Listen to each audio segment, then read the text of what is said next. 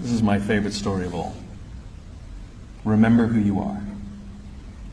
There was an Undersecretary of Defense who was giving a speech at a large conference of like 1,000 people.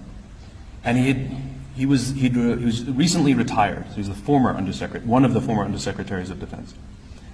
And he was standing on the stage giving his speech, his prepared remarks, and while he was talking, he was taking a sip out of a cup of coffee he had in this styrofoam cup. And he sort of looks down and smiles and interrupts his prepared remarks.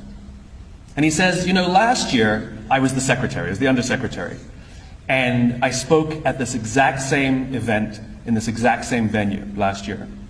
Except last year, while I was still undersecretary, they flew me here business class. They had a car waiting for me to take me from the airport to the hotel. Someone had already checked me in and escorted me up to my room. The next morning I came downstairs, there was someone waiting for me in the lobby, and they took me to this same venue.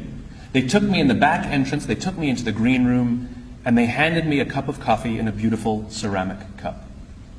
He says, I'm no longer the undersecretary. I flew here coach. I took a taxi from the hotel to the airport. I checked myself in. This morning I took another taxi to the same venue. I walked in the front door. I found my way to the backstage, and when I asked somebody, do you have any coffee? He pointed to the coffee machine in the corner, and I poured myself a cup of coffee into this here styrofoam cup. He says the lesson is, the ceramic cup was never meant for me.